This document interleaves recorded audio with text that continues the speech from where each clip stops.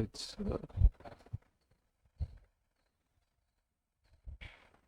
okay. So okay, yeah. So it's a pleasure to have Budhaditya back after a couple of years. Yeah. It's a transitional phase between India and Europe. So yeah, I think he's going to yeah, thanks Chetan for having me here, and it's great to be back here after about almost 2 years now. Many familiar faces and few new ones. So to the new ones, I used to sit among the same seats a couple of years back, and now I am in Korea at the Center for Theoretical Physics of Complex Systems, and I essentially study these quantum mechanical systems and certain properties about them. So there is a sort of a holy grail search that goes on in the quantum mechanical systems community, which is to look for a model which you can solve. I'll say a few words, but I'll clarify them later much more precisely. But there are models which you can solve, which are many body. I mean, in the sense that they contain of many particles, and they have a chaotic transition. They have a certain type of transition that we look for, which is, in general, these type of transitions are very commonly found in a wide class of models. But those are ones that you actually can't solve. I'll clarify what it means by solvability. I'll also clarify what a chaotic transition means. But many body is clear. It's a quantum mechanical system which has many particles. Now, the outline of the talk is basically that I will first set up the definitions. I will describe what is a solvable model, who is a solvable model, which model do you call a solvable model, why is it called solvable, and how do you show that it's solvable. Then I'll describe why it's called chaotic, why certain types of models are called chaotic. Then I'll introduce a distribution which, depending on your background, you may or may not be familiar with.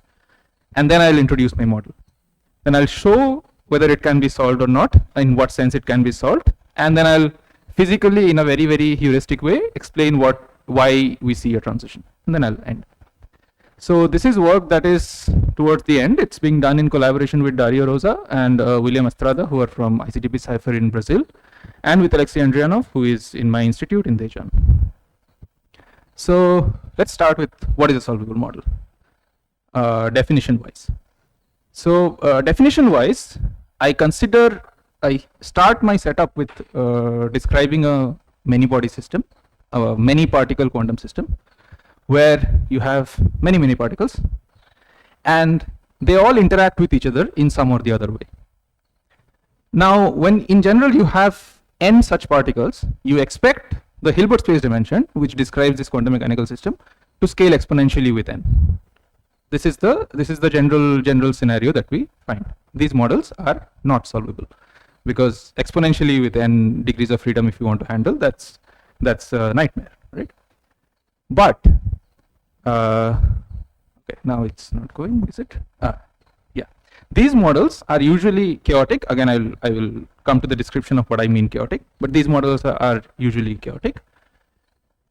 Now, in this same setup, if you are able to find that there is some limit of the model in which you can find some observables, for which the model reduces to a much smaller set, an order 1 number of effectively coupled dynamical fields.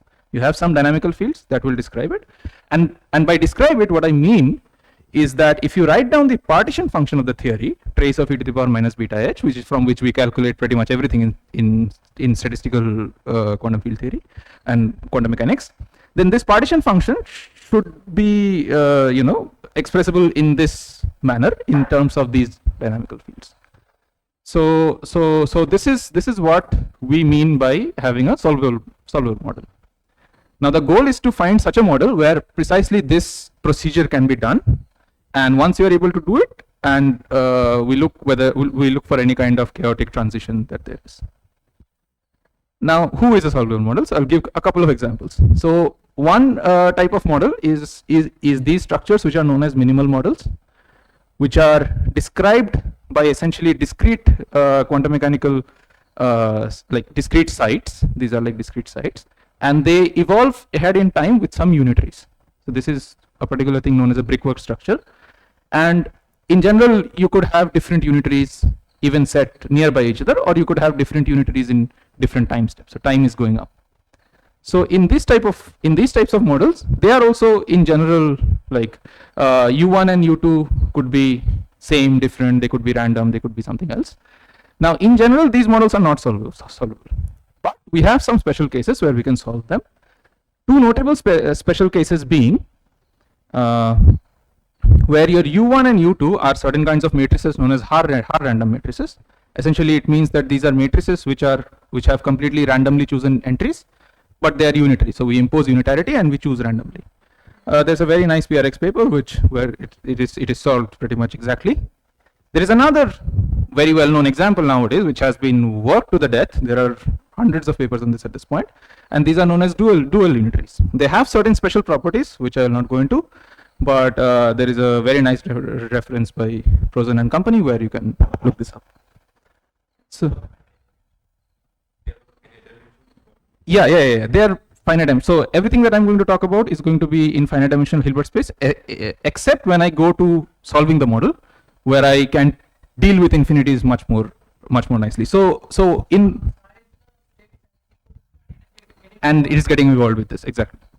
So yeah, in these models, once you have found the solution, you can extrapolate that solution to infinity, where your Hilbert space dimension essentially becomes a parameter. So you can just put it wherever you want.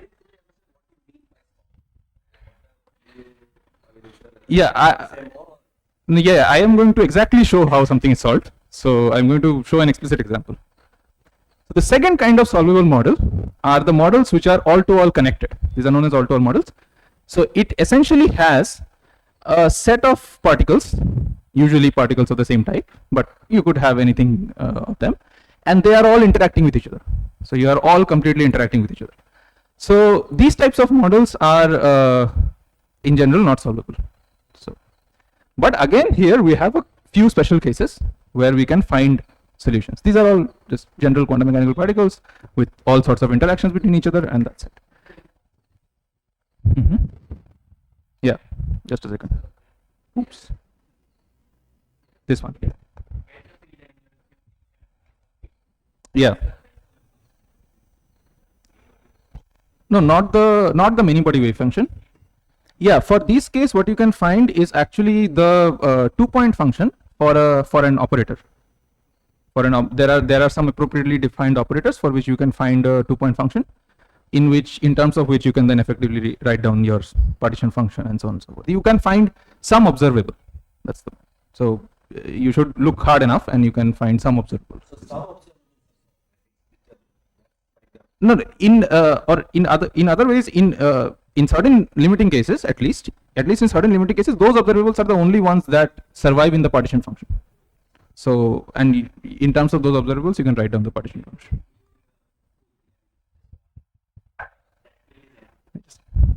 Yeah, not one field, but a few fields. Something that is a number of fields that is parametrically smaller than the Hilbert space dimension. Yeah. So yeah, moving on to the yeah. So these are in general not solvable, but there are a couple of solvable examples here as well. The first solvable example, which is the most famous one, is the Sarzevi-Kitaev model, which is where your particles are essentially fermions or bosons. You could also have bosons, and your interactions are chosen to be random. And the very famous 2016 paper by Maldacena and Stanford does everything, pretty much everything that you have that you can do with this model. There are other known examples like quantum p-spin glasses, where you don't have fermions bosons. Instead you have spins, and you have a very, very large number of spins. I think this is my system. I'll just mute it. Yeah. Anyways, so you can have a large number of spins, and this was also worked out by Anus and Hale in 2021. So these are some examples of all-to-all connected solvable models. There are other examples as well. There are many other examples, but two solvable cases that I point out. This is the type of model that I'm going to focus on for my construction. So let's go to the solvable model and understand why is it solvable. Why do we call it solvable? Specific example. So if I take this model and I have the Majorana fermions and I have random interactions chosen randomly from some distribution, usually a Gaussian distribution, then my Hamiltonian is of this form, is something of this form. So you have these, let's unpack this a little bit. So you have these operators, chi i's, and you have this j, I1, I2 to IQ or whatever, and sum over all of the i's. So how are they chosen? So these chi i's are Majorana fermions, which means they observe the Majorana algebra or the Clifford algebra, which is this algebra, and these j, I1, I2, I3, whatever, and this is the capital psi I, which is this object, and your index i's can go from 1 to n. Now when you choose these j, I1, I2 to whatever, you choose them in a way that their mean is 0, but they have some finite variance. But the finite variance comes with a delta, with a Kronecker delta, which means that it's a completely uncorrelated number. So every single choice of this is an independent choice. So this is the SYK model. This is the Sarzeevik type model, and this is what I'm going to describe how it is exactly solved. So let's say I start with some capital N number of fermions in my model. So it is solvable, but what does it exactly mean? And what it exactly means is the following. Okay, yeah. So what it means is that if I can define this field G, I start with defining this field G, which is sort of like an averaged over 2-point function. So this is a Majorana chi I at some time t2, and this is the same Majorana chi I at some time t1. So it's a Green's function of t2 of a Majorana chi I going from t2 to t1, and averaged over all the Majoranas that I have in my system. So this is the 2-point function, and then then I introduce another field. How this field arises, I'll show later. But then I introduce another field, which is just this one raised to the power q minus 1, where I have q such terms in the Hamiltonian, and this is a field that is known as the self energy. And for this, one can show that these fields are the only ones that arise in the partition function. That the partition function can be expressed entirely in terms of these two fields in some limit, and these fields satisfy a set of equations. So this is a set of equations.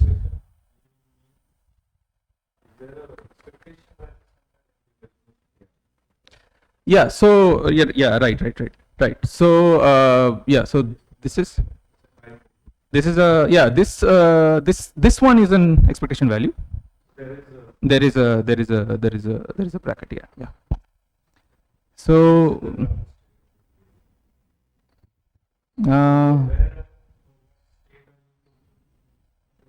it's a weighted average for a fixed temperature. Fix a temperature, and then you go over all eigenstates. Thermal expectation value. Yeah, precisely.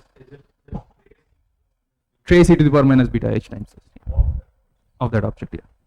So the so turns out that the partition function can be written entirely in terms of these g and sigmas, and how I'll show it in the next slides. And these fields turn out to satisfy. Now, just writing it in these fields is not enough if I don't know what these fields are, right? If I can't solve for these fields, but they satisfy a set of consistency equations, which you can solve, and when you can solve them, you can actually compute the partition function exactly.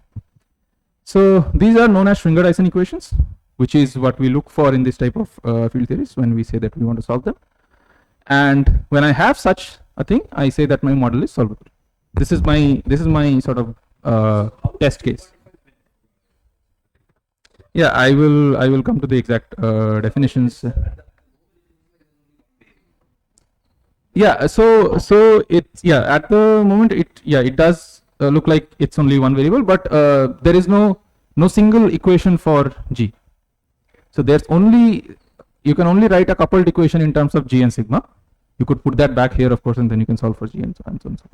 But q is the total number of terms that you have in the Hamiltonian, or like the size of each psi i's.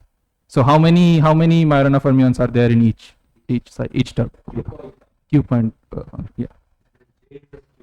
j has q in this, precisely. Yeah. But how is it actually solved, and how do we actually show this? is, it's solvable in the larger only. So that is the precise limit in which you can solve it. Or I mean, you can solve higher orders as well, but no. No, n and q are different. N is the yeah. Okay. So let me go here. Yeah. So n is the total number where your total range that your indices can take. So it means the total number of Majorana fermions you have in the system. Yes, and q is this length of the system. Yeah. So with this, what is? Yeah, n okay. So usually you just you need your q parameter to be smaller than n. Yeah, so it's just the interacting part. So this is the interaction, and q is the number of terms. So yeah.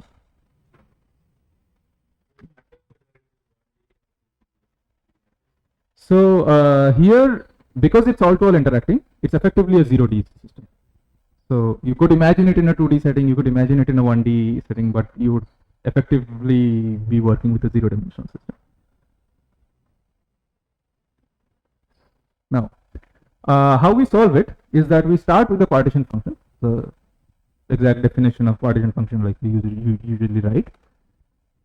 We introduce fermionic coherent states as we usually do in quantum field theory, and then it turns this partition function. This beta essentially goes into the form of the integral, and then you get your kinetic terms here. That's the step. Then, because these are random, you just average over ji's. You do the averaging where you're with the probability distribution, which is just a Gaussian distribution. You use standard Gaussian distribution formula that we have known from high school, and you eventually end up with this type of bilocal term. So it has two psi i's, or like again Majorana fermions. So these are, because these are coherent states, I did not write chi, I replaced them by psi. So these are, you could think of them as like Grassmann variables. So it's a sum over these type of Grassmann variable terms.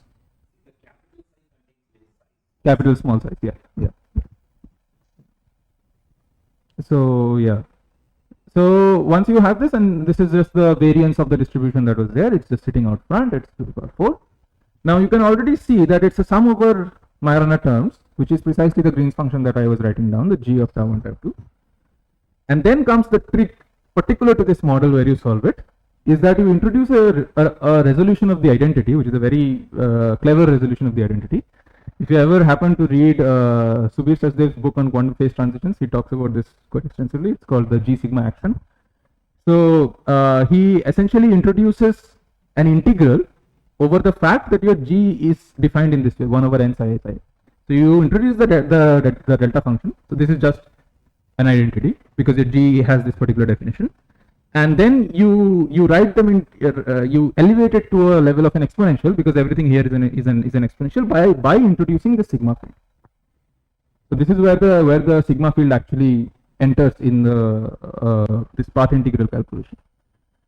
So when you introduce this and you do some sort of shuffling around and you integrate over your size, because these are Grassmann variables, they can be integrated over by something that are known as Berezin integrals. And if you do the Berezin integrals, you will end up in this type of form where you are only left with a dependence on your sigma and g fields, and you can write it in terms of this action representation where you have exponential of minus n times I, which is some action, which is a function only of sigma and g. So you have effectively managed to cast your averaged partition function exactly in terms of these fields so far. And this I sigma g turns out to have this form. It has this log determinant of this delta minus sigma and this double integral over 2 time variables. Now at this point you have formally reduced the dimensionality of the system from the Hilbert space dimension to these effective fields, but at this point, even at this point, you can't fully solve the thing because you don't know what these sigma and g's are. Capital omega was the variance of these gi's. Yeah. That's sort of basically because when you okay. So basically, because when you do an integral of this form, exponential of minus ax square plus bx, then this ends up with something like b square by 2a, right? So there is a quadratic elevation, and because of this, and so because these are many body terms, which you then sort of do some sort of reshuffling of indices, and you end up with even two more powers. No, it's minus b square by 2. No, plus b square. Yeah. If you have an I, then it's it's b square by 2. So yeah. So now at this point also you have not fully solved the model, but this is the best that we can do when all our parameters are finite and we have not made any assumptions. Further, we can go by demanding that this n is very large.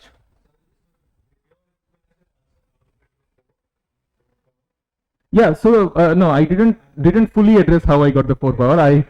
I hid it under the details that there are some index reshufflings here. Yeah. There are some index reshufflings and there are some using of the fact that these are Grassmann variables, so the square is 0. So using those type of tricks, you can actually condense it into this one.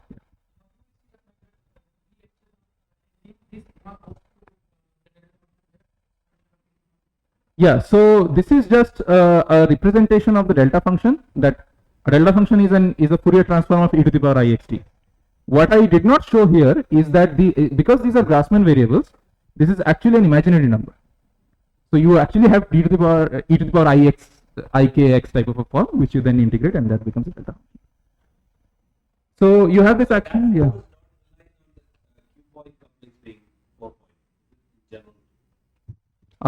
In general, no. Yeah, there is. It could be.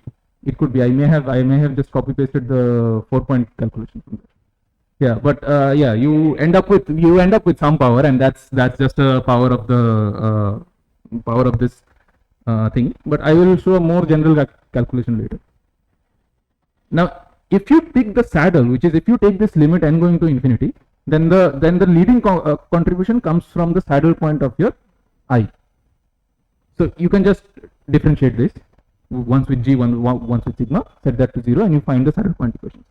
These are the saddle point equations that you end up with, which is precisely the finger Dyson equation that I have shown you. Yeah, this averaging.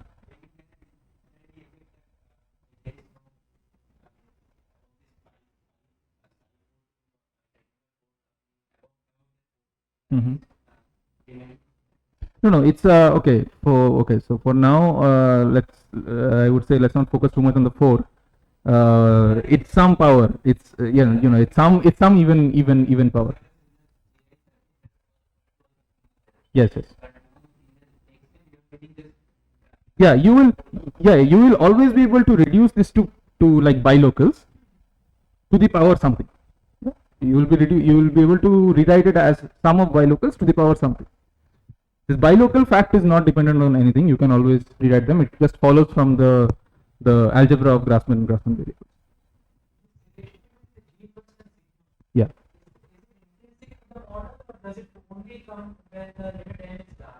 Yeah, this model you can only like nicely claim when you have the large n limit, where you can essentially say that okay, the first saddle points, the leading saddle points of this model are what describes this exponential. That's good enough. Every higher order correction is you can throw away. So you get this type of equation, and then you say that it's solved. This type of equations is not something that you can usually, I guess, usually solve analytically. But okay, so this must be q minus 1. I wrote it g square by mistake. This must be q minus 1. Yeah. So anyway, so for general q, you get this equation, and then you say that it's solved. And if I can find a model where I can write down this type of equations, I will say that my model is solved for. So again, following the same, pretty much the same strategy that I have.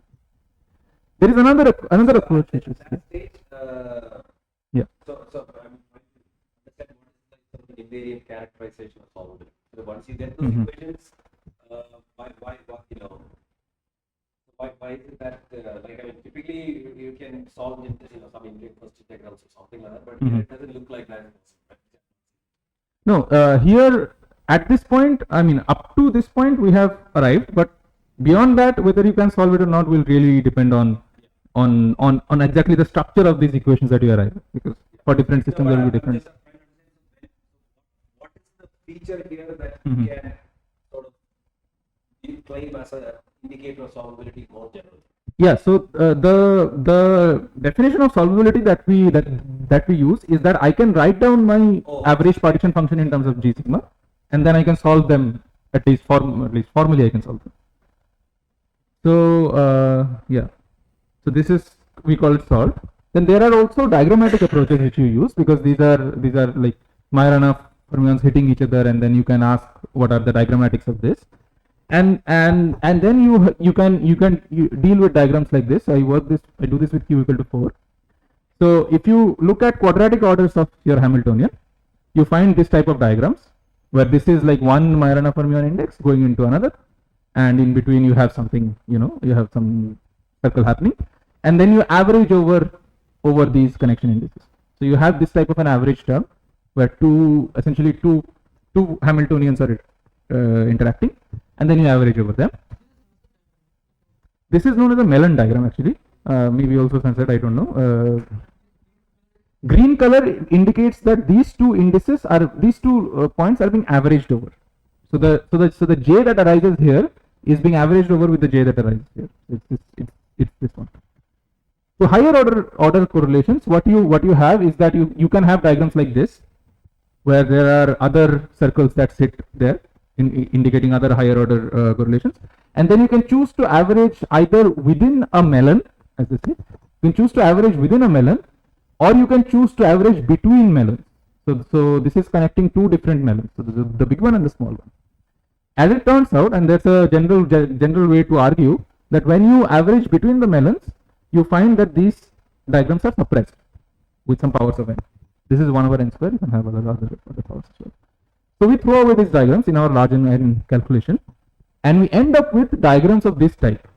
So you can write G, which is just saying that one particle goes in, there is something happens in between, and then another particle comes out. You can write them as summations of these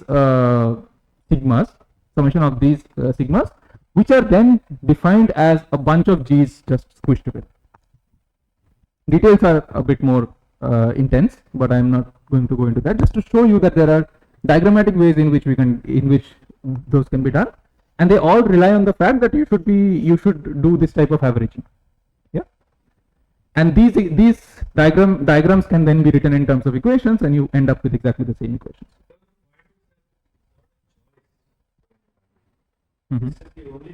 No, this is the only average you can do, but you should be able to do this average. Yeah, give me 10 minutes, I will show you exactly what I mean by this. Why the ability to do this average is yes.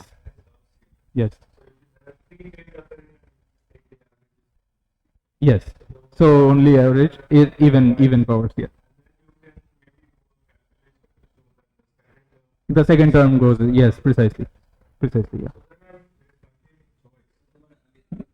No, there is no. What yeah. No.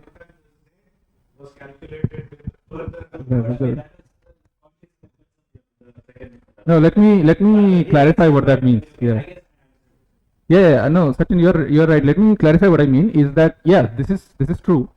Averaging is, of course, that's the only thing that makes sense, that after you average you have some quantity. Yeah. But then, yes, of course not. But yeah, but you are able to do the averaging for this model. You may not be able to do it for some other model, which is, I'm jumping ahead a little bit. So let me take a step back. It will happen. Yeah.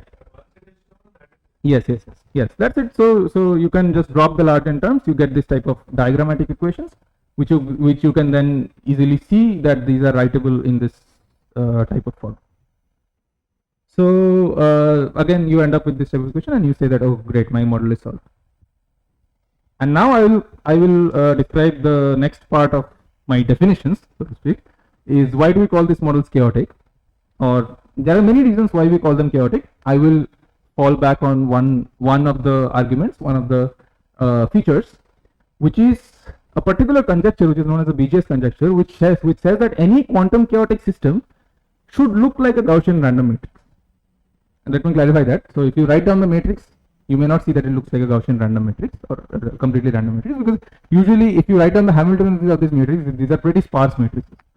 So this is not what it looks like. But what I mean is that if you look at the correlations, if you look at the properties of eigenvalues, eigenvectors, they should be pretty similar to that of a Gaussian random matrix, which is the content of this conjecture essentially. So a Gaussian random matrix is just a matrix Aij, where your Aij are taken to be Gaussian distributed numbers. So this is the working definition of what I call quantum chaotic. But what do I actually compute to see that this system is quantum chaotic? And these are the following: that if I have a Hamiltonian, I can diagonalize numerically at least.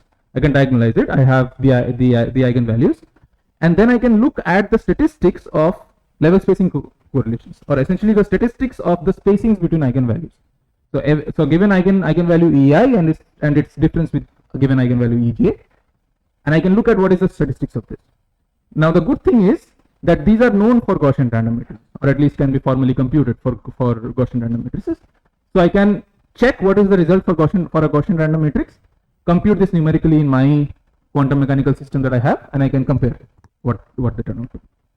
Now the statistics is a very heavy thing to study. If I want to study all statistics between all types of correlations, that's a lot of data to deal with.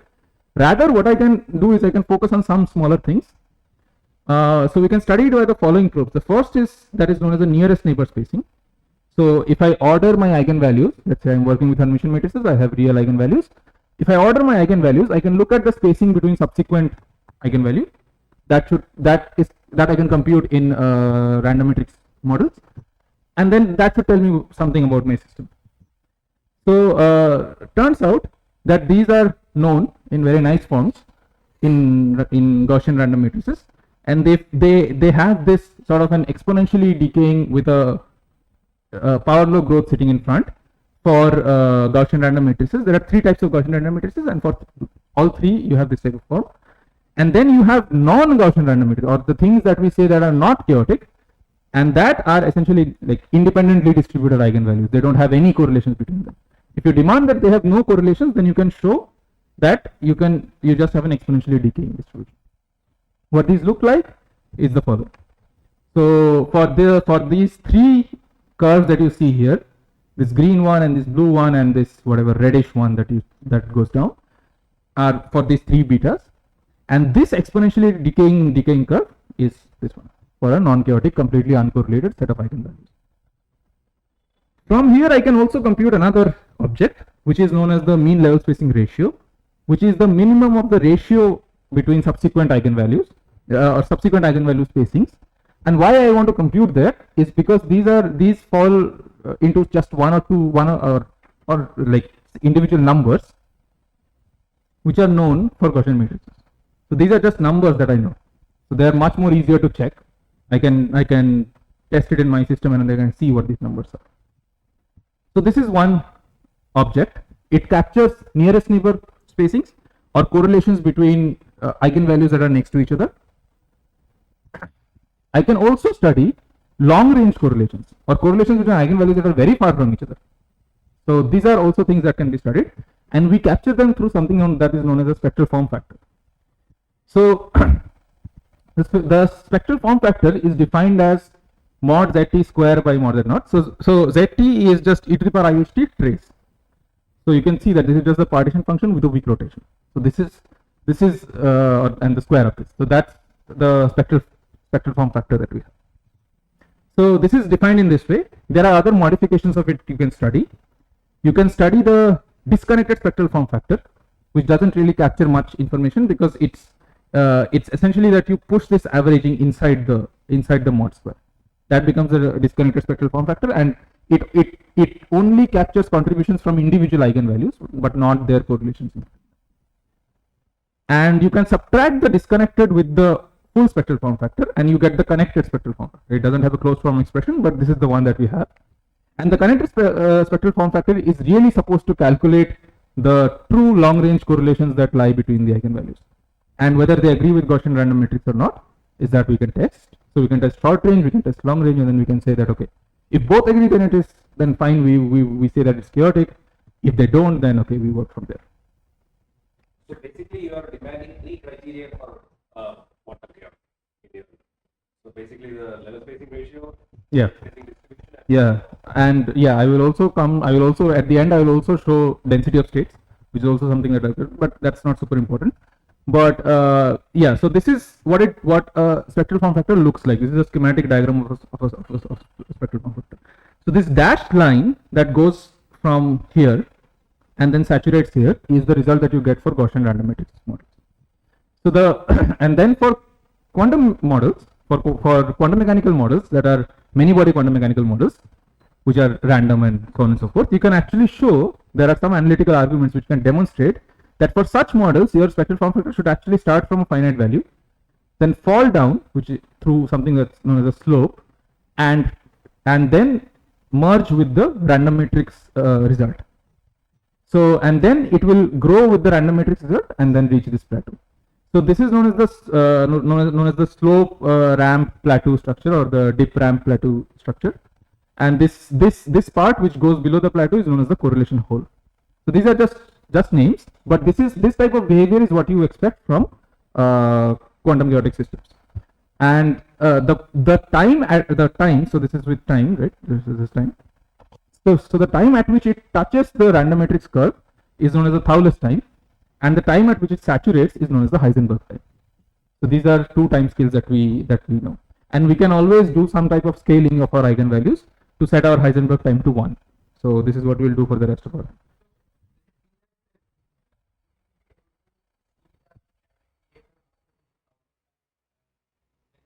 Yeah, so the behavior prior to this Thouless time is essentially coming from you know, just expectations of your density of states.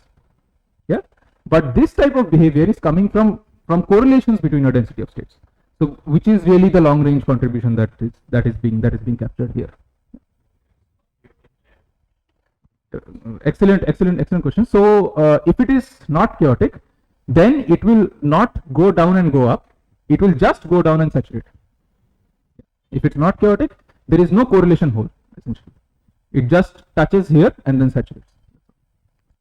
So I will show that result as well. Yeah. So the KT and KCT are what you are plotting, right? So Yeah, I have KCT also. I didn't mention. So in KCT, what you have is that you just get rid of this part. Instead, it comes from the bottom and then touches. So KCT is just this 1 point correlations that you have of the density matrix, which contribute to this, are essentially kicked out because it is essentially this part. So you just remove this. So is Mhm. not matching? Why does it coincide? You know, why do those 2 things match at the close time precisely, or is it? Is there a way to understand? I thought that you know, if you are looking at the K of T, in principle, the slope could hit it a little bit after the close time, because oftentimes the KT will hide the close time, right? Like, I mean, you really have to remove the connected part. No, I mean the Thouless time is in some sense defined by the way that in which it touches the ramp. So I thought you had to take out the disconnected part. Sorry, but take out the connected part so that actually you can see the close time. This is what my understanding is. No, but we see the Thouless part in the bare spectral form factor as well. But are they the same? Because for instance, in a SYK, for instance, that's what they do. No, yeah, the best thing to do is of course to calculate the disconnected spectral form factor, which is really genuinely capturing your higher range correlation. The T-Thouless, at least in in the SYK model, they don't coincide for the KT and KC. Yeah, they don't exactly coincide. There is a small error, but as I will show that they are pretty close by. Actually, they end up being very close by to each other. In SYK. In SYK, yeah, they are not parametrically far away from each other. So this is like in the log scale. I think this is kind of like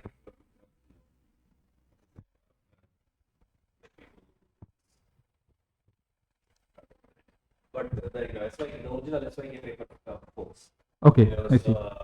And the original SYK paper folks means in the ones who did this paper. Yeah. They had a long discussion about removing this so that you can actually expose the dollars to be, they want it to be order one, which strongly and actually chaotic. Yeah. But instead, in SYK, even after you do this, you only find log n or something.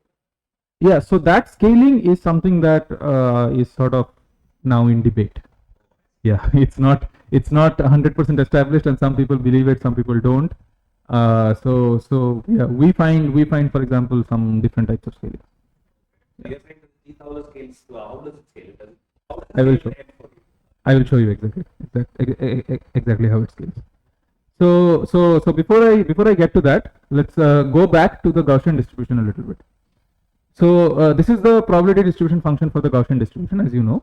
This is the characteristic function, which is the Fourier transform of the probability distribution. It has some variance capital omega, and yeah, I'm not like zero mean. Now this distribution. Okay, here is the next one. Next one. Yeah. So this is what this distribution looks like, as you all know very well, and you have this, but yeah, now it's good. So you just you just ask yourself the question: what is the probability of finding a very large number if I sample from this distribution? So probability of finding some x which is greater than some x naught is given by this expression, where these an's are some coefficients, and you have this also an exponential part. What I mean to say is that the probability of finding a very large number is extremely small, and it goes down very fast as you go to larger and larger numbers. This will be useful later. But one of the very major properties of the Gaussian distribution is something that we know as central limit theorem, which says that if I start with any set of random variables which have some finite mean and some finite variance, then this particular sum of random variables divided by the total number minus the mean times square root n, as I take the limit n going to infinity, they will fall to a Gaussian distribution with zero mean and this variance. So what I mean to say here is that a Gaussian is an attractor of finite variance distributions. So if I take finite variance or if I take random numbers from some finite variance distribution, and many of them, and I put them together, they will tend to a distribution which is Gaussian. So that's a fundamental property of the Gaussian distribution. But then we can ask ourselves the question that what if this does not hold? What if I no longer have a finite mean or a finite variance? Then you have what is known as a generalized central limit theorem, and this is a very powerful thing which has been used extensively. And what this says is that given any random variable I choose from any distribution, it need not have finite mean, it need not have finite variance, I can find some coefficients or some numbers an and bn, real numbers, with an greater than 0, that as I take the limit n going to infinity, it collapses to a particular distribution. What is this distribution? This is known as an alpha stable distribution. This is known as also known as a stable distribution. It's a sort of a generalization of the Gaussian distribution. So it's a stable distribution, specifically alpha stable, which is defined for a parameter range alpha going from 0 to 2. I'll come to the importance of the parameter range now. But what is really this thing? What is really this distribution? And I'll describe this here. So these are known as stable distributions, and they are also sometimes known as Levy stable distributions or are known as Levy distributions. And what these are the following: is that if I choose a number, and I'm just rephrasing the generalized central limit theorem, that if I choose a number x1 and if I choose a random variable x1 and x2 belonging to these distributions, then any real combination positive real combination of x1 and x2 again falls back on the same distribution. You can very easily imagine why this is happening, right? Because if any random variable collapses to this distribution, then if I choose just this distribution itself, it should collapse back into itself. This is precisely this statement. So if I choose any random variable, it should collapse back into itself. Any set of random variables. So so these are also known as infinitely divisible distributions. So you can write every like real numbers sampled from these distributions as sums of real numbers, infinite sums of real numbers again from this distribution. And these are known as like I said, stable distribution. So if your mean and average are finite, then the example will be stable distribution. Is a Gaussian, yes. So these are described by this parameter alpha, which goes from 0 to 2. Particularly when you have 2, you hit a Gaussian distribution, and I'll go to further details how. But what is the PDF? I did not write the probability distribution function, and it's not possible to write it in a closed form for this, unfortunately. Yeah, these are pretty pesky distributions in that sense. What we, however, can write. Okay, so before I go there, this is a very nice book, Univariate Stable Distribution, John P. Nolan. You can look this up. There's a ton of details about this. So yeah, so what these distributions are defined by are their characteristic function itself, or the Fourier transforms, like PDF. And these are given by this very nice closed form. So this is a characteristic function. I just replaced the alpha by mu because that's what we use in our paper. So this is the parameter mu. It goes from 0 to 2, and you have this type of exponential. So you have for mu equal to 1, you have this form. For mu not equal to 1, you have this form. So you have a mod gamma t type of term sitting here with some gamma with to the power mu, and then you have this sine and tan and this sine function and log and so on and so forth. But what do these parameters mean are the following. So this is mu, which is known as a stability index, which goes from 0 to 2, which tells you how Levy-like this distribution is. I will show what happens if you change mu. Scale parameter gamma. Scale parameter gamma tells you how sharply this distribution is peaked. So if I keep increasing gamma, the distribution keeps getting peaked very, very sharp.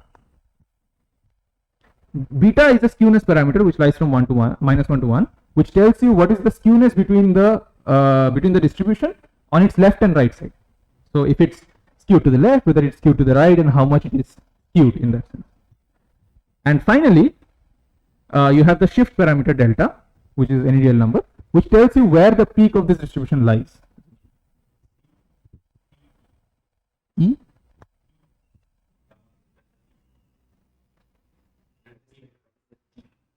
T. Oh, T is just this, just the variable. You have e to the power I x t. T is, this is just a function of t. Yeah, t is just your, when you do a Fourier transform, the variable that you transform. This has the information about the distribution. Yeah. So and our so this is okay. So this is the characteristic function of that stable distribution. The stable distribution cannot be defined in terms of a probability distribution function, but can instead be defined in terms of this characteristic function. So there is a whole literature about it, and there's a whole derivation about it. So how do you end up here? So that's a completely so you're saying that there's some black box relating characteristic function to this property of the stable distribution. Yes. Yeah. I'm not going to that.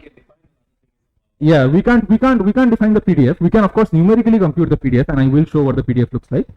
But but you can analytically write down the characteristic function. And the simple reason why you can't do it is because you have a gamma t to the power mu, and if it is 2, then you can do it. Then it's a Gaussian. Then you can do it. But if it is not, if it is 1, you can do it. Becomes what is known as a Cauchy distribution. And for some specific parameters you can do it, but not for all of them. In general, for general mu, it's not possible. And for mu equal to 2, this becomes a Gaussian. You can see this is t square, which is what you expect in a Gaussian quadratic, and this term is 0. So you just have a Gaussian distribution. So these are just words and numbers, but what do they really mean? And for that, we have to look at a stable distribution. So this is what a stable distribution looks like. So the mu equal to 2 case that you have, that this case is the Gaussian distribution. You can see that it is going to 0 very fast. But for mu equal to 0.5 and 1.2, which I compute, and everything else is set to 0 and gamma is set to 2, you have that the distribution does not die out as fast. It dies out very slowly, much slower as compared to the Gaussian distribution. And this is the fundamental property of this, the slow asymptotic decay. This is the main property of interest that we are looking for. So these distributions are known to have fat tails. That's the term that is used to describe this distribution. They are known to have fat tails. The tail behavior can be easily computed actually from the PDF, and it can be demonstrated that it's actually a power law decay. But what it means to have this type of power law decay is something that you can see very easily, that when you try to compute moments, you see that moments of some power eta will diverge as long as eta is greater than mu. So that's where we get these diverging moments from. Specifically, if I have mu between 0 and 1, then mean and variance are both divergent. If I have mu between 1 and 2, then the variance is divergent but mean is finite. So this is the property of this distribution, which we are now going to use.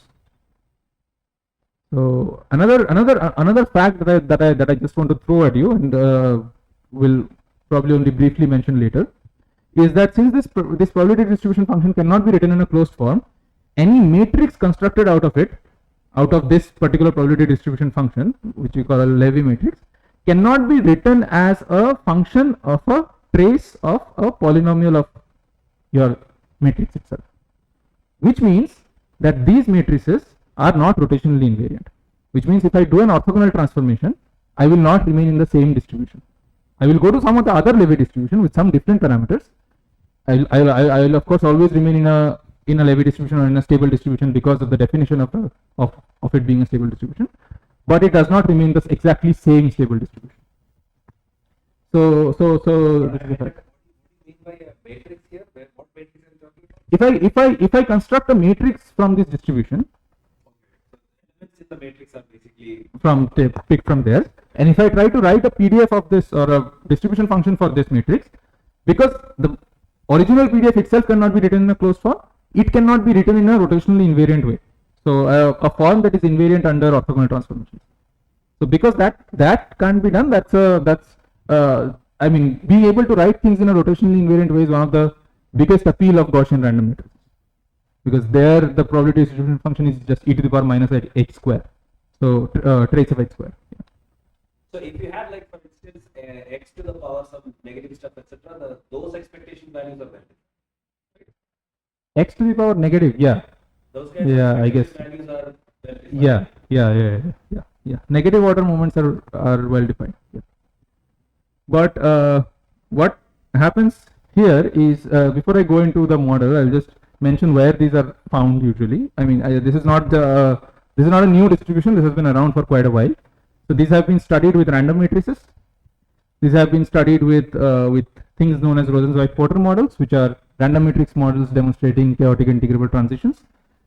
These have been studied in spin glass, and most famously, these have been studied in Levy random walk, which is, those of you with a statistical physics background will probably know this, that Levy random walk is a very special kind of random walk with some very nice properties, and this has been studied since many years now. But let me go back to the physics of what I want to talk about rather than the background. But the new thing is that we start with exactly the same SYK configuration that I had before. You have random interactions, you have Majorana fermion sitting there, but now I choose these random interactions from this Levy distribution with some parameter mu, some gamma beta delta parameters. And this is Fourier transform of this. So now what happens is that I can choose, I set my beta and delta to 0. I don't want any skewness. It's a symmetric distribution. I don't want the mean to shift anywhere, the midpoint to shift anywhere. Midpoint is 0. Now this mu is the parameter that I'll change, and I choose gamma to be this very particular form dependent on n and q. So this is total number of fermions is n, q body, and I choose it in this way that because if I put mu equal to 2, it will reduce to the usual SYK distribution that you choose in the usual Gaussian SYK. So what I am introducing is a kind of flow. I'm introducing a flow from an SYK at mu equal to 0 to the usual Gaussian SYK that we know at mu equal to 2, and the flow is controlled by this parameter mu. So this is my model. This is the model that I've introduced.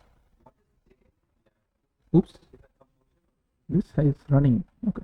Sorry. Yeah. Yeah. JL is just some parameter that controls the strength of this interaction. It's multiplied. So none of these are functions of mu. So n and q are just fixed by my system. JL is some parameter that I've introduced which controls the strength, and mu is here. Now I will start to numerically study this model.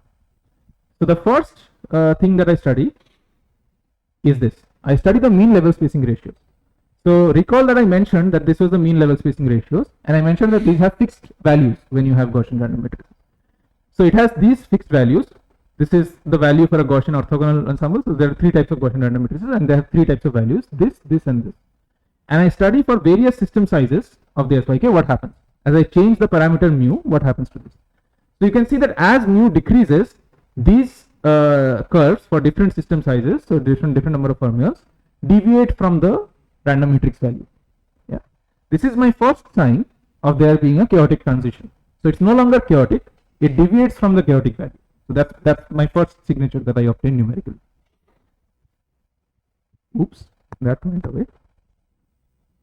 Okay, yeah.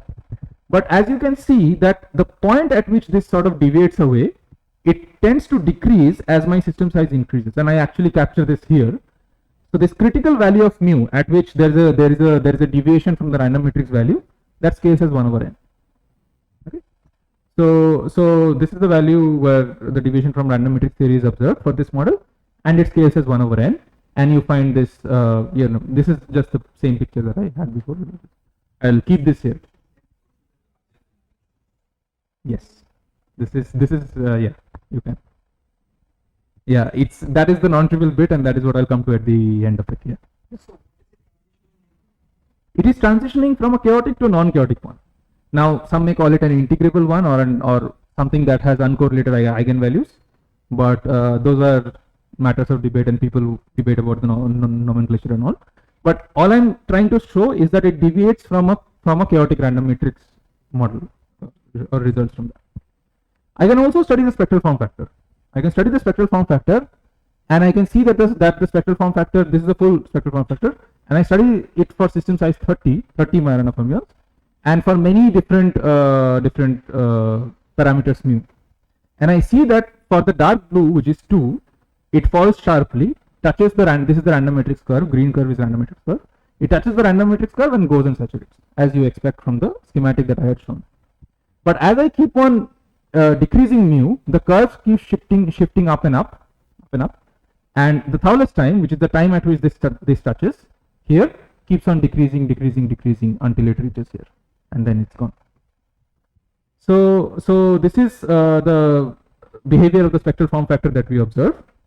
We also can look at the disconnected spectral form factor, just this, and we can see that we can see a very unique feature here. We can see that for mu equal to 2, you have the schematic that I had represented. It goes down, it goes up, it touches the curve at the Thouless time, and then it keeps on going there. But for other mu, you have this type of a weird bump that you have. So that is something that's a unique feature, and we connect it to something that is arising from the breaking of rotational invariance. Why I am saying that this is coming from the breaking of rotational invariance is because you can test the spectral form factor in systems that have finite moments but are still not rotationally invariant, and you will find that for some parameter ranges at least, you will find this type of behavior. So this is another, like an emergent time scale that indicates because there's some time scale at which this peak is happening. So this time scale indicates my deviation from rotational invariance, and we call this a Levy time, for lack of a better word, and we show that this time scale actually scales as n to the power minus 0.13. This is our numerical result. This has no like much physical intuition behind it, but this is the one that comes up. The time scale is the time at which this bump is occurring. Yeah, if I see which time at which this bump is occurring, which system size, So this is only for 30, but I have other systems I did as well. I see that this time scale goes as n to the power minus 0.13, which is decaying time. So what you're saying is even in finite Mhm. because we are taking the mean and average from this non-standard distribution, the behavior is as though there is no rotational symmetry in the matrix. No rotational symmetry in the, okay, so there is no rotational symmetry in the distribution itself in that sense. Right. Yeah. Yeah. So, but I'm saying that like because of that, so Mhm. so whatever the distribution of the elements in the matrix are, Yeah. they effectively look somehow like there is, there is no natural notion of rotational symmetry, even though it is finite. Yeah, even though it is finite. Yeah, of course. Yeah, there is no notion of rotational symmetry here. And so the thing is that as soon as you break this rotational symmetry, you see this jump that occurs. So yeah. I mean, Orthogonal symmetry under orthogonal transformations. Yeah. But it's the property of the distribution which is really coming into play here. That the distribution itself. Yeah, the Hamilton is some matrix, but the distribution itself is not invariant under rotation. So if I just take the interaction terms that I have and I put them in a matrix, then that matrix is not invariant under rotation. If I rotate, you have some different. It's in some sense rearranging my interaction, rearranging my interaction terms. So all interaction terms are not equivalent in that.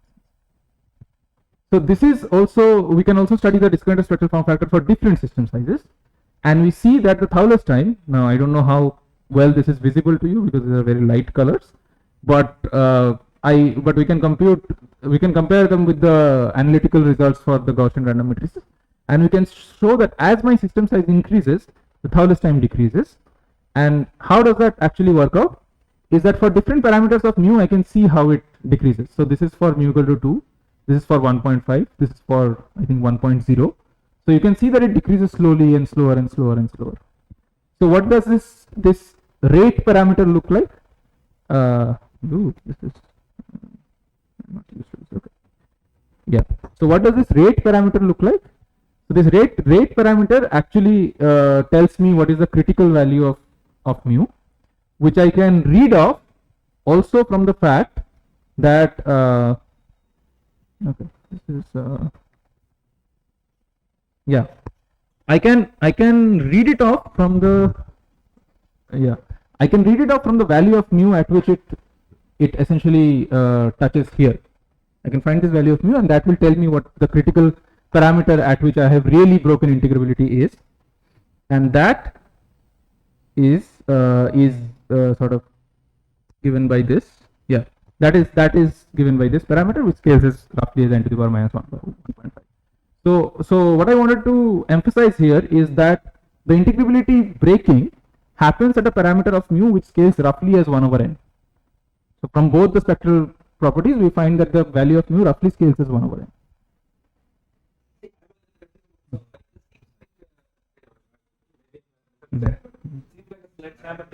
Okay. Yeah. Yeah. But if you particularly, let's say you have a quadratic term and then quadratic term. So then I think if you tune the coupling, wouldn't you get like integral? Yeah, you will get that. So and then what is why are you? This is much more work. This is much more work, absolutely. So why are we interested in it? Yeah. Because we can solve it. So the other one is not solved. It's not solvable. Precisely why. So yeah. So Solvable in the sense of this large and melodic. Yeah, precisely. So what happens here is that now I can show spectrally that mu equal to 2 is chaotic.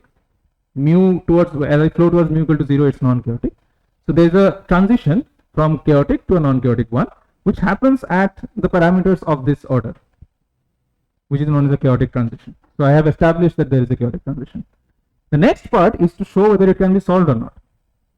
The main issue is that the moments are divergent. So the usual averaging that I had done so far, that I had shown in the partition function and that I had shown in the melodic diagrams, that doesn't work out. That diverges. So those two approaches essentially fail. So you can't do that anymore. But do they? So that's what we ask ourselves, and then we find that there is something that saves us, which is known as a stochastic representation of stable distribution, which is also related in some way to the generalized central limit theorem, which tells us that, okay, this is going to be a bit heavy, but okay, what this tells us is that if I pick a set of random numbers from the exponential distribution, yeah, this is a completely finite, well-behaved distribution. If I pick a set of numbers from the exponential distribution and I add them up and I define this object gamma sigma, and then I take any random variable from any distribution which has a finite variance, then what the stochastic representation tells me is that if I add up an infinite number of such objects, I will fall on a stable distribution. Now remember from the generalized central limit theorem, if I add up any distribution, any random variable from any distribution, it will obviously fall on a stable distribution. Why these particular choices? Because here we can actually work out what this stable distribution is. So if you make this choice, then we can find that this falls to a stable distribution which has this type of a gamma parameter, and mu is here, mu comes here. So why this helps us is that this is the key point.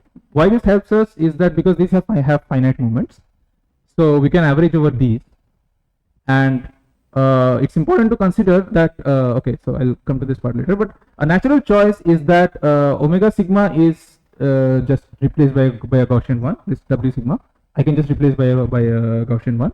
So I can write this interaction that I had in my Hamiltonian in this form. I can just replace it by this sum, and now I can take the sigma out and leave this I inside, and this, if you can see, is almost same as a Gaussian SYK with this extra factor that sits out front. Now note that gamma sigma and gamma sigma plus 1 follow this property. This is a random variable that I have decided, which means that these gamma sigmas are actually correlated. They are not independent variables. Yeah. So this is if they were independent, then this would exactly be a Gaussian SYK. But this is not a Gaussian SYK, as we have seen numerically that this is not a Gaussian SYK. Which is E sigma 1 are these random variables that I have chosen from the exponential distribution. What this really means for us is that the Levy SYK is an infinite series of correlated Gaussian SYKs. That is the punchline essentially here. That this Levy SYK that we have constructed, which shows this transition, is actually an infinite series of correlated Gaussian SYKs. Which means, oh damn, this went too fast.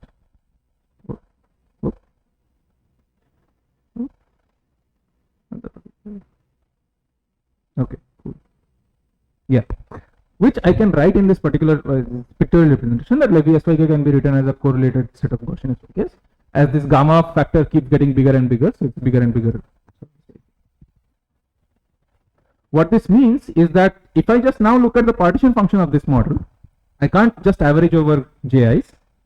What I can do is I can rewrite it in this form.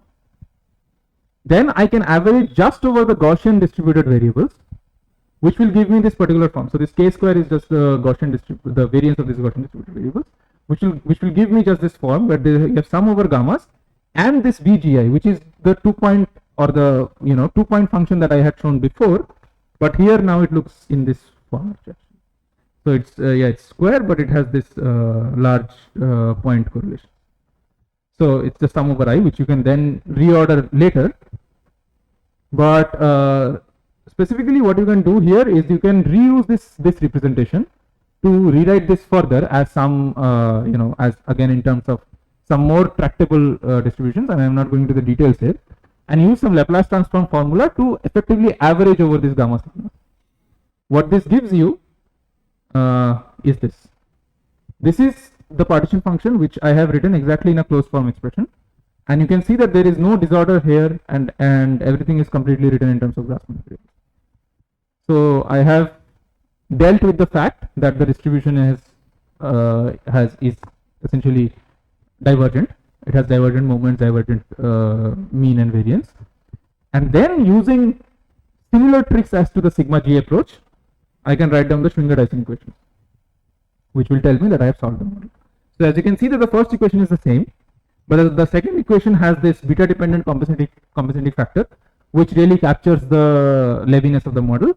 And if you put mu equal to 2, you will see that it reduces to the original.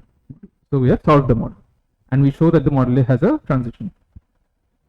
So and we have effectively reduced the required density, required degree of freedom, and the model is solved.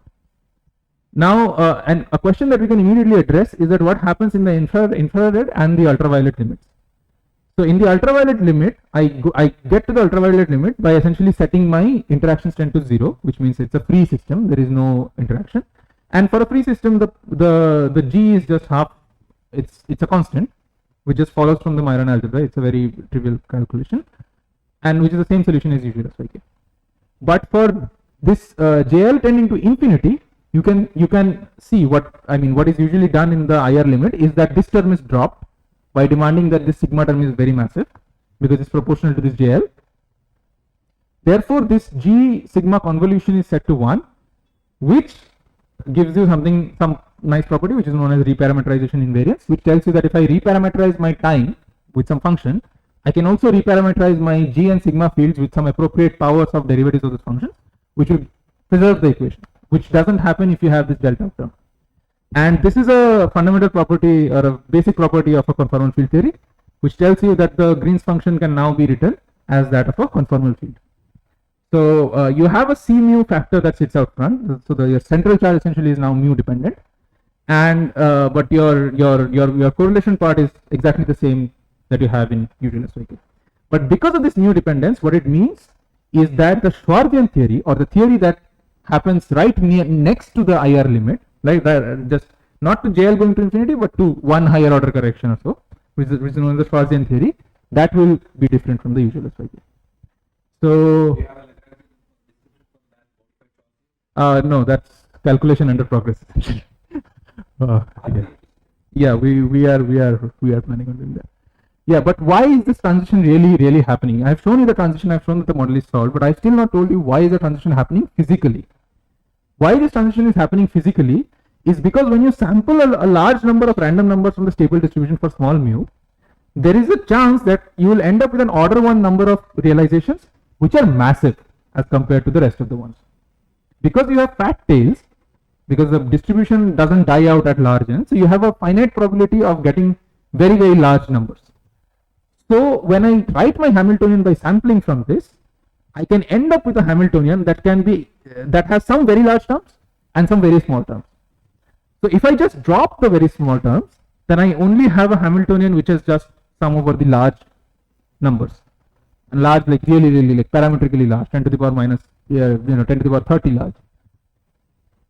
And the missing terms that are there, that are effectively not there in the Hamiltonian because they are so small, they correspond to some symmetry operators. They correspond to some emergent operators, this Tk, and what they satisfy is that these operators can either commute with the Hamiltonian, which will give you some type of degeneracy, same eigenvalues, or it can anti-commute, which will give you some type of chiral symmetry, which means that for every eigenvalue you have a minus of that eigenvalue also. So these are the origins of the spectral properties that we have seen, and we can actually visualize them very nicely. Is that the Gaussian SYK looks like this. So you have the Majorana fermions sitting on the boundary, and all of them are interacting with each other, and you have this very nice interaction type diagram. But if I now look at the Levy SYK, oops, this Gaussian SYK, and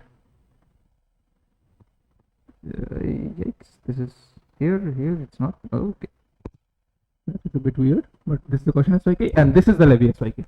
So you can see that this is not as dense as this one is, right? So what I did here is that I just took the matrix of these interactions, I set some threshold that numbers above this I will keep, numbers below this I will not keep.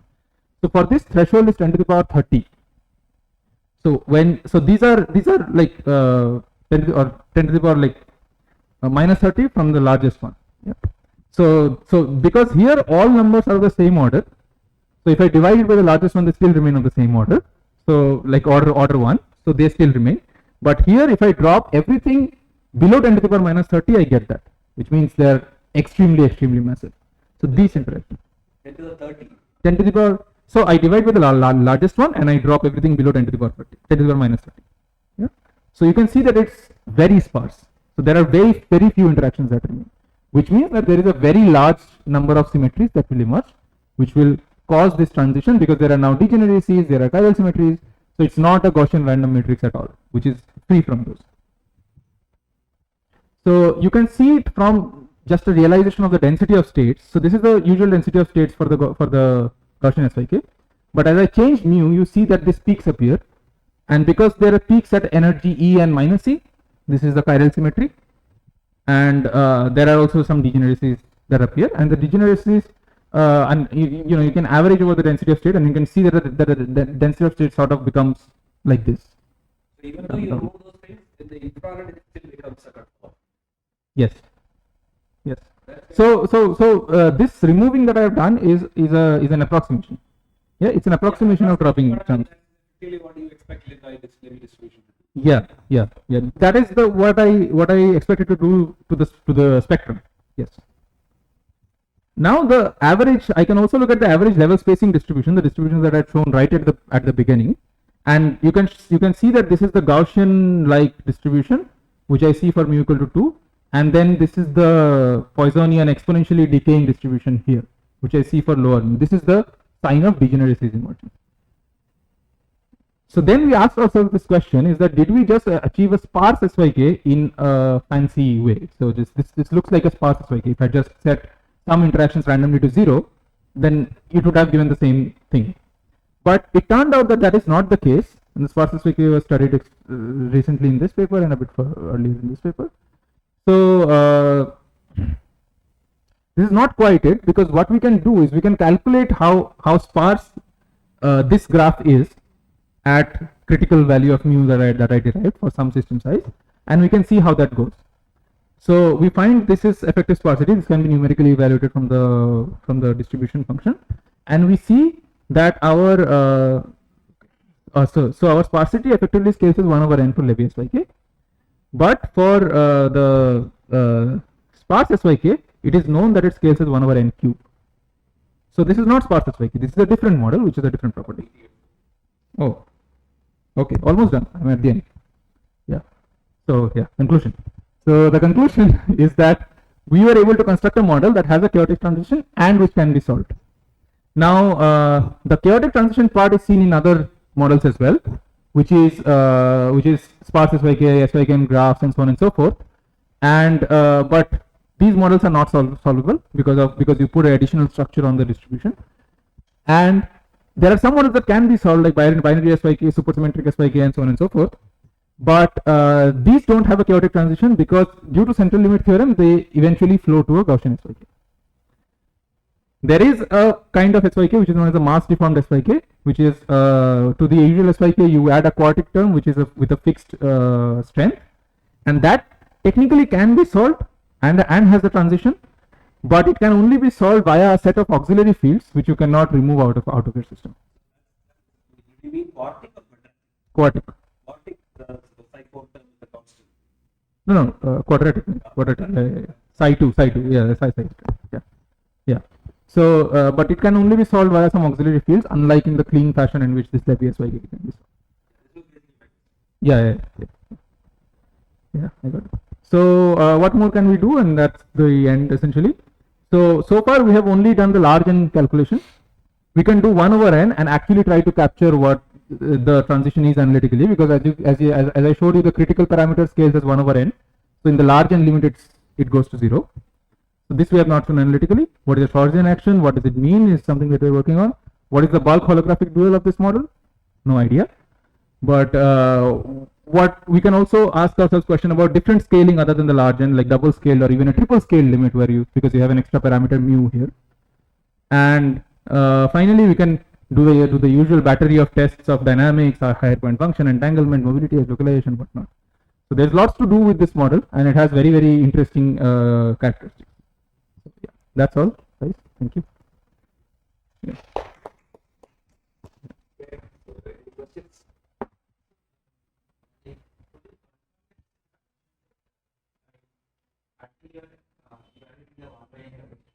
Yeah. Yeah. So in our finite size analysis, as far as our finite size system size analysis is concerned, we can say that okay, this is a transition. But for other no, this transition is the mu that scales is 1 over n, right? That's what I showed. So this is the estimate that we have, that the mu at which the transition happens scales is 1 over n. So in the large n limit the mu is 0. So there is no transition. It's fully chaotic. Right? It's in a measured 0 subspace where the transition is happening. But you can but that's work in progress to calculate higher corrections in orders of n and actually show that this transition is robust. Yes. Yeah. It's we will just stick to non-chaotic, just saying that it is not chaotic. So yeah, there is no uniform theory of what is a non-chaotic model. Yeah, precisely. No, we don't have a transition like that. Yeah, and it's not chaotic. Yeah, that's all we know. Yeah, but what it is, we don't know.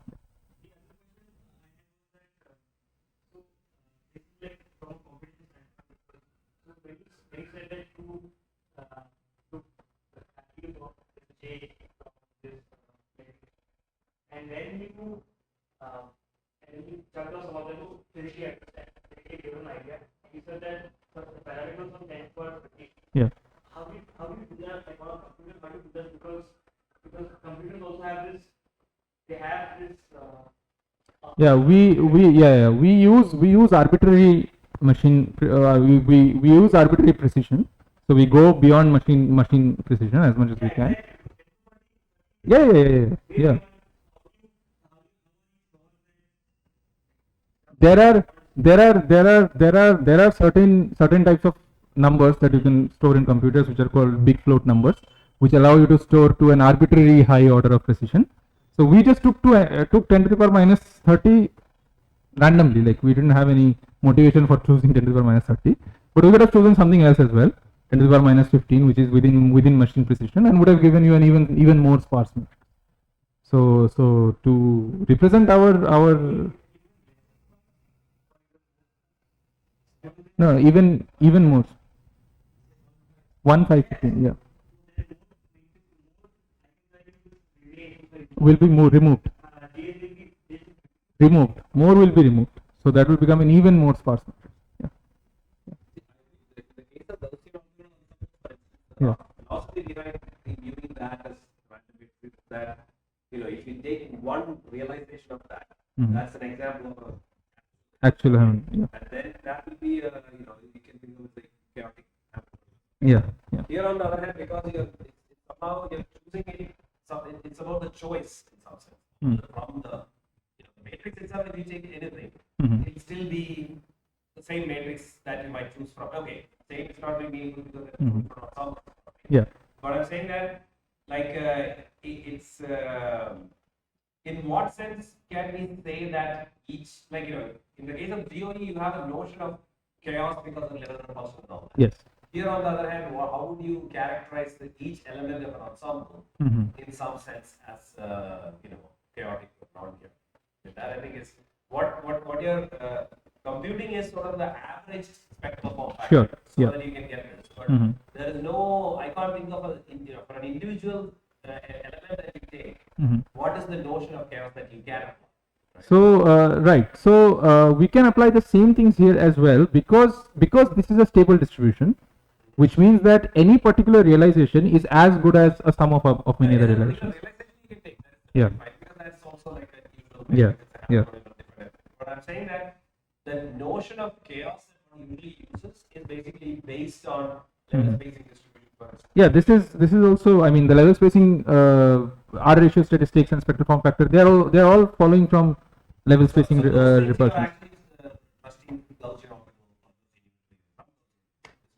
No, we are just saying that for any matrix, if there is level repulsion, then you should have this type of statistics. Yeah. So they are just underlying bound in level repulsion. Yeah, I mean,